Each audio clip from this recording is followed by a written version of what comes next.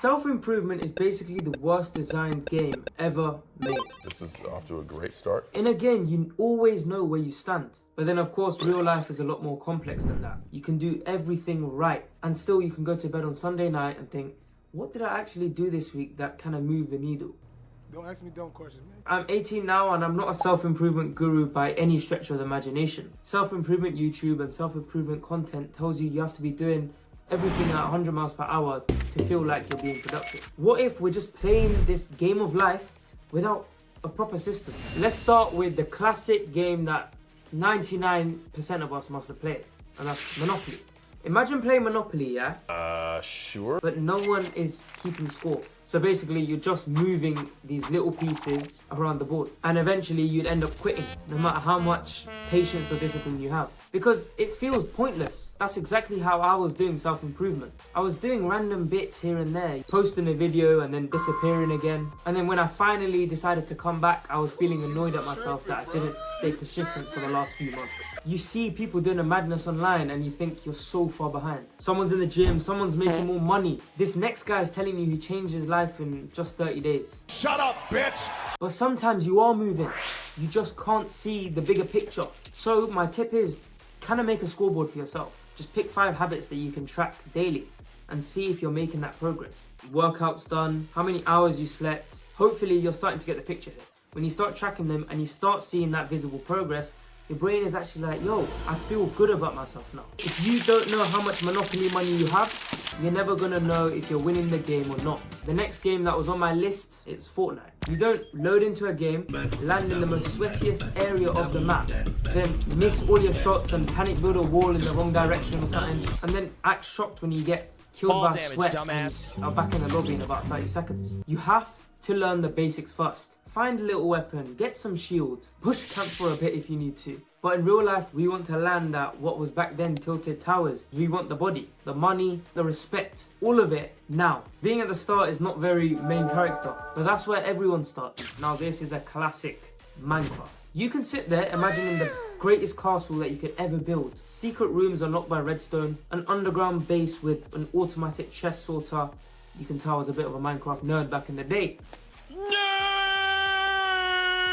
It doesn't reward you for thinking about it, it only rewards you when you've actually built it. Look, most days it's gonna feel pointless, but that does not mean it didn't count. For any of you who have played Minecraft, some sessions are about grabbing as much resources and materials as possible for survival and for building that castle. No one's sitting there clapping you digging up dirt. Oh, piss off. Most of the time, it just feels like you're placing the next block in Minecraft. Then one day, you take a step back, look and see that the castle is built. But before all that, stop dreaming about the castle.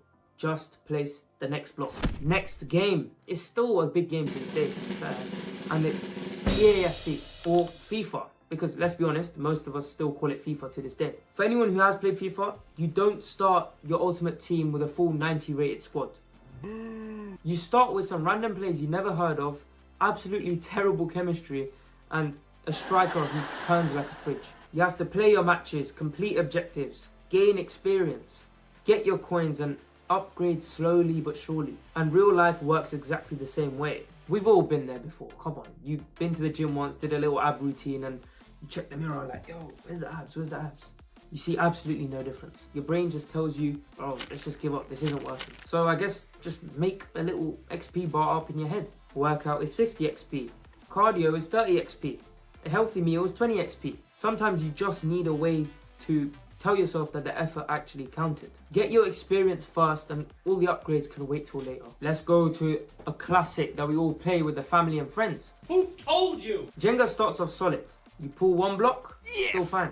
You pull another, still standing. Then out of nowhere you pull one, the whole thing collapses. It didn't collapse because of that one block that you pulled. It collapsed because of everything before it. You know, your sleep is bad, but you're surviving. You haven't studied for a test, but you go into the test, you get a good score and you think, yo, that's all right, we'll just keep doing this. We've all been there. And because nothing collapses immediately, we think we're just getting away with it and we can just carry on next Monday. The tower is just getting weaker. One random week, everything just feels heavy. Oh, what a day. But all that week was your last block. And usually you don't realize the foundation is weak until the tower starts shaking. Make sure the foundation is strong. Next, board game. In chess, if you're only thinking about the move that's happening next, you're probably losing because the next person is thinking about 3 moves or 4 moves ahead. That's the difference between motivation and routine, because 80% of the time you won't feel like it. So the strategy is making the next decision a lot easier for yourself. What can I do now that makes tomorrow easier? If you want to go gym tomorrow, pack your bag tonight. Oh, next one on the list. Never liked this one as a kid, I'll be real. Oh, God. You know, jeez. That's terrible. Snakes and ladders. It's such an annoying game. You're climbing, you're doing well, then suddenly you land on the biggest snake and you're near rock bottom again. And honestly, self-improvement definitely feels like that. You'll have a good few days. You know, you're training, eating better, sleeping good. Then that one bad day comes along. You miss the gym, you eat rubbish, you're traveling, so you can't really do the same things that you do on a normal day. And your brain immediately starts moving like it's the end of the film. One bad mistake and it wanted me to throw away the whole week. Pick up the dice and roll again, bro, because you only lose when you stop playing. So the simple rule that helped me the most here is never miss twice. Wow. 1 miss is a mistake, 2 starts becoming a new habit. Missed 1 gym session, go to the next one no matter what. Just realize you landed right in the mouth of a snake. Is it annoying? Yeah. Is it game over? Nah. What is important to know is that me and you, we know the next steps. We know where to place the next block. We know we have to protect the foundation or roll again because we could get lucky. We know we have to keep on playing. That's how you level up in real life. But there's one important thing to say. Do not let me beat you to the top. Wow. I'm racing you there. Love and guidance.